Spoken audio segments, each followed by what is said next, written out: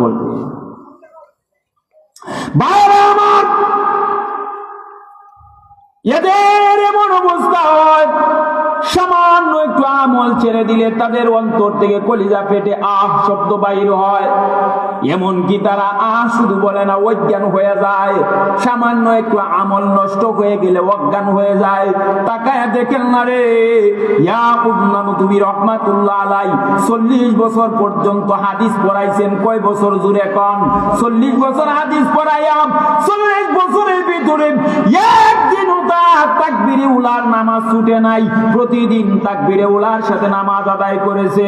তাকবীরে উলা কারে কয়? ইমাম সাহেব আল্লাহু আকবার বলছে, তিনিও যাইয়া আল্লাহু আকবার বলে নামাজে শরীক হয়ে যায়। এভাবে 40 বছর একাধারে তাকবীরে উলার সাথে নামাজ আদায় করছে। একদিন মাহফিলে গেছে, যাওয়ার পরে আসরের নামাজের তাকবীরে উলা পায় নাই। কারণ শ্রোতা মণ্ডলী উনার সাথে হাত মিলাইতে মিলাইতে সময় গেছে গা। 1 রাকাত নামাজ চলে গেছে, 3 রাকাত নামাজ জামাত পাইছে, কিন্তু তাকবীরে উলা পায় নাই। তাকবীরে উলা কেন পায় নাই?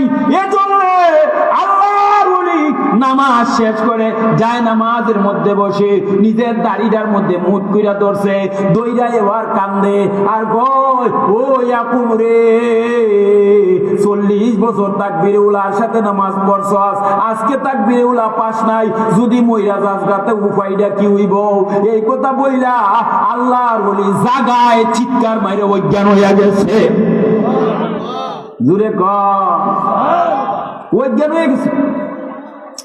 আল্লাহর ওলি অজ্ঞান হয়ে গেছে। শ্রোতা মণ্ডলী মাথায় পানি ঢাললো, মাথায় পানি ঢেলে আল্লাহর ওলিকে এবার জ্ঞান ফিরাইলো। এবার কই আল্লাহর ওলি চলেন আপনাকে ডাক্তারের কাছে নিয়ে যাব। আল্লাহর ওলি ডাক দিয়া বলে না,